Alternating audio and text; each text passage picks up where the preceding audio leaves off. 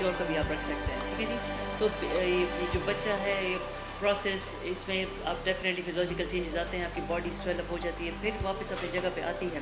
تو اس میں یہ کہ دا امپورٹنٹ تھنگ اس کہ آپ ہیلدی ڈائٹ امپورٹنٹ ہونا چاہیے، ٹھیک ہے۔ آپ کی ایکسرسائز، آپ کا واک پراپر ہونا چاہیے۔ اس میں یہ کہ اگر جب بیبی برتھ جب ہوتا ہے، جب 9 منتھس کا کنسیپشن پیریڈ ہے، تو 9 منتھس میں ہی اپنے آپ کو یا 1 سال میں اپنے آپ کو سلو اینڈ اسٹڈی اپنے آپ کو ریکور کر سکتے ہیں، ناٹ سڈنلی کہ آپ کریش ڈائٹنگ کریں یا کوئی ایسی چیز کریں کہ اس سے آپ کا سارا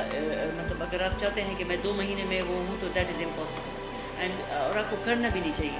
کیونکہ ایک پروسیس ہے، اللہ نے جب طریقہ ایک بنایا ہوا ہے تو اسی طریقے کے ساتھ جب آپ چلیں گے تو آپ کا ری شیپنگ بھی ہو جائے گی، آپ کی اسکن بھی بڑی اچھی ہو جاتی ہے آپ کا۔ اور اکثر خواتین ہماری یہ کرتی ہیں کہ ڈیورنگ پریگنینسی جب ڈاکٹرز ان کو کہتے ہیں کہ آپ ملٹی وائٹامنس لیں یا اپنے ڈائٹ کو امپروو کریں تو وہ اس چیز پہ توجہ نہیں دیتی۔